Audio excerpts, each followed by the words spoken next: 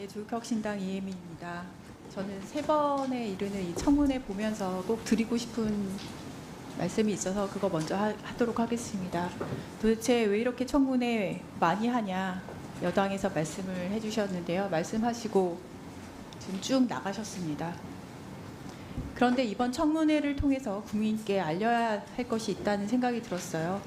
공영방송 이사 선임권이 왜 전 국민적인 문제점으로 인식이 돼야 되는지 그 말씀을 좀 드리고 싶습니다. 지난 수요일 8월 14일에 저는 이진숙 당시 증인으로 나오셨죠. 이진숙 증인에게 광복절 이야기를 하다가 그냥 문득 장관 그 고위직이면 몇 회 정도는 그래도 알면 좋겠다 싶어서 질문을 했습니다. 몇 회 광복절이냐고. 그런데 이진숙 증인이 갑자기 광복절, 건국절 그 문제에 대해서 답변하지 않겠다라는 황당한 대답을 했습니다. 건국절이라뇨? 저는 제 귀를 의심했습니다. 그러다가 나중에는 초등학생에게 하는 질문 같아서 대답하지 않겠다라고 초라한 답변을 했습니다. 본인도 아마 아차 싶었던 것 같은데요. 우리는 그런 역사관을 가진 사람이 리더로 있을 때 어떻게 공영방송이 망가지는지 이미 광복절 하루 충분히 확인을 했다고 생각을 합니다. 존경하는 이윤기 의원님께서 아까 KBS 사태라고 말씀하신 내용입니다. 박민 사장 하에서 KBS 나비부인 틀고 하필이면 광복절에 틀고 이승만 찬양 다큐멘터리 하필이면 광복절에 틀고 태극기는 거꾸로 보이게 하고 이 모든 게 단 하루에 일어난 일이에요. 그것도 광복절 하루에. 이진숙 증인이 차마 광복절을 광복절이라고 말하지 못하는 제79회 광복절 하루에 벌어졌습니다.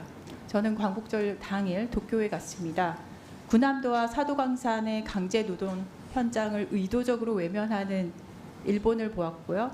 그걸 오히려 눈 감아주는 한국 정부 모습 보고 왔습니다. 이진숙 방통위원장 임명은 중요한 건 일본의 마음이라는 이 정권의 작품이고 그러한 날 KBS는 도저히 공영방송으로서는 해서는 안 될 일을 저질렀습니다. 여기 오신 방통위 직원분들 아마 좀 지치셨을 거예요. 그런데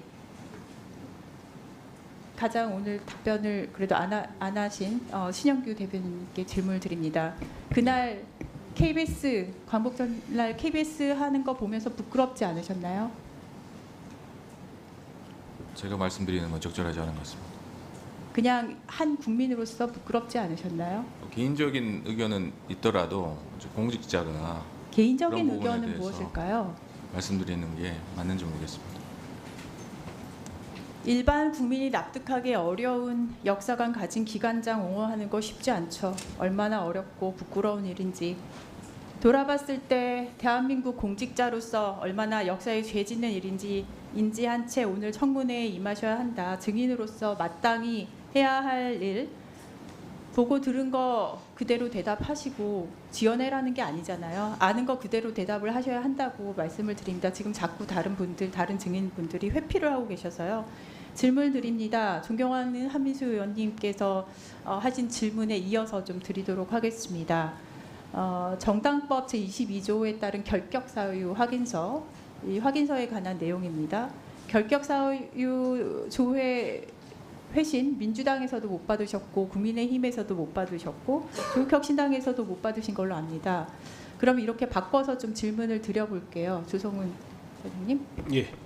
지원자들 중에서 몇 명이나 저 누구라고 말 안 했습니다. 누가 이런 질문 아니에요. 그냥 통계입니다. 몇 명 지원했다 우리 얘기하잖아요. 83명 중에서 몇 명이나 이 결격 사유에 해당이 됐을까요? 83명 중에요. 네. 당적조의 결과 네. 그거는 정확하게 제가 기억을 잘 못하겠는데 특별히 그 부분에서 결격 사유가 있었는지 여부는 기획조정관이 좀 더 정확하게 알 것 같습니다. 한번 말씀 좀 해보시겠어요? 예, 결격 사유 예. 대상자는 없었습니다. 없었나요? 예. 그 확인을 어떻게 하셨나요? 조회 회신도 못 받으셨는데? 그러니까 지난번 말씀드린 것처럼 기본적으로는 결격 사유 확인서를 스스로 이렇게 작성하는 통해서 그럼 결격 사유 확인서는 본인이 그냥 여기 보면은 결격 사유에 해당되지 않습니다. 예, 아니요 체크한 거 그냥 믿고 하신 거. 네, 네요. 그렇습니다. 네. 기피 신청 각하도 셀프로 하는 게 아무렇지도 않으니까 셀프로 하는 건 다 믿으시는 것 같아요. 이거 하나 제대로 파악을 안 하시는데 뭘 가지고 심사를 하셨는지 정말 궁금합니다. 그렇게 셀프로 낸 것만 확인도 안 하는 그런 결과 얼마나 잘 됐나 잠깐 살펴보겠습니다. 지난 14일 청문회에서 이진숙 위원장은 30년 MBC에서 근무한 방송 경력 덕분에 이사 지원자들 거의 대부분을 알고 있어서 심의하기에 용이했다고 답변을 했습니다. 그런데 그렇게 잘 알고 계시는 분이 예를 들어서 허엽 부위원장 같은 분을 어떻게 이사로 임명할 수 있는지 저는 납득이 안 가서요. 이분은 2017년 동아일보에서 상무 재직할 당시에 부하 직원이 견디다 못해서 자살 시도까지 하게 만들었던 분이고요. 이 사건으로 3개월 정직 징계 받은 분이에요. 이런 사람을 이사에 임명하겠다는 것 자체가 이번 이사 임명 과정이 얼마나 엉망으로 이루어졌는지 보여줬다고 생각을 합니다. 그저 예제입니다. 이분 한 분은.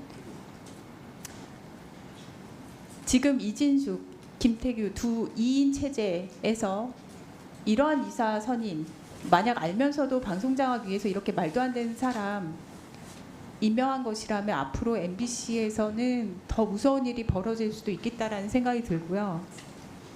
사무처장님, 사무처에선 이 내용 혹시 파악하셨나요? 아까 그 말씀하신 예. 그 부분이요. 저는 그 부분에서 말씀드리기가 좀 어렵는데 제가 그 부분은 제가 따로 보고를 받은 건 기억이 안 납니다. 예. 이거 그냥 검색만 해도 나와요. 국민 의견 수렴에서도 이 지원자에 대한 문제 제기는 없었나요? 그걸 수렴 의견은 혹시 다 보기는 하셨나요? 아니 그거는 뭐 위원회에서 위원님들이 위원님들은 그럼 다 위원님들 올리기 전에는 그럼 사무처에서는 아무 일도 안 하고 그대로 다 올리시는 건가 봐요. 만약에 이번 이사 임명 과정에 문제가 있었다는 것이 판결로 확인이 된다면 제 역할 다하지 못한 이 심사가 부실하게 이루어지게 한 사무처장님 비롯해서 이사 임명 관련 업무를 담당한 방통위 사무처 직원들 모두 징계 대상이라고 생각을 합니다. 엉터리 심사위원들이 엉터리 이사 임명했기 때문에 이번 공영방송 이사 선임 의결은 무효라고 말을 할 수밖에 없고요. 사실 야당 추천 이제 진행이 된다면은 아까 위원장님께서도 말씀하셨는데 방통위원 임명되고 심사위원 제대로 구성하고 그 후에 한 명 제대로 꼼꼼하게 심사해서 확인하면서 셀프로 이거 그냥 예 아니요 그냥 적어서 낸 걸로만 하지 마시고 제대로 심사해서 제대로 된 이사들 다시 임명해야 할 것이라고 말씀을 드리면서 질의 마치겠습니다. 예, 이정원 위원님 질의해 주십시오.